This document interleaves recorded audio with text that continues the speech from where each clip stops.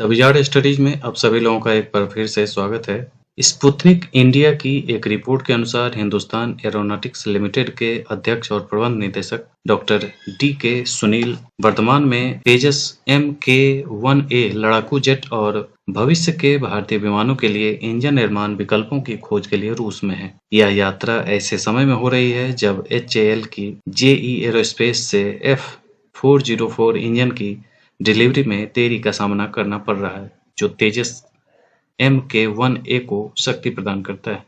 हालांकि इन देरी में HAL को विकल्प तलाशने के लिए प्रेरित किया है, लेकिन सूत्रों का सुझाव है कि इस चरण में तेजस MK-1A के लिए पूर्ण इंजन स्विच की संभावना नहीं है, क्योंकि नए इंजन को एकीकृत करने के लिए व्यापक परीक्षण और सत्यापन की आवश्यकता होती है। इससे संभावित रूप से कार्यक्रम में 3 से 4 साल की देरी हो सकती है। रूस का भारत के साथ रक्षा सहयोग का एक लंबा इतिहास रहा है, जिसमें सुखोई 30 MKI फाइटर जेट जैसे सफल सहयोग शामिल है।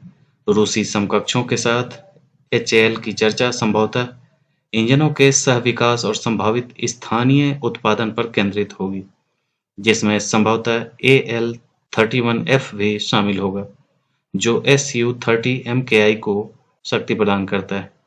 इसमें भारत में निर्मित घटकों को शामिल करना और इंजन निर्माण में आत्मनिर्भरता बढ़ाना शामिल हो सकता है। वैश्विक आपूर्ति श्रृंखला में व्यवधान के कारण GE एरोस्पेस से F404 इंजन की आपूर्ति में देरी ने भारतीय वायुसेना द्वारा ऑर्डर किए गए 83 तेजस MK-1A जेट के उत्पादन समय को प्रभावित किया है। यह स्थिति महत्वपूर्ण रक्षा कार्यक्रमों के लिए आयातित घटकों पर बहुत अधिक निर्भरता से जुड़े जोखिमों को उजागर करता है। तेजस MK-1A कार्यक्रम पहले से ही एक तंग समय सारणी पर चल रहा है, जिसका लक्ष्य 2025 तक भारतीय वायुसेना को पहला विमान वितरित करना है।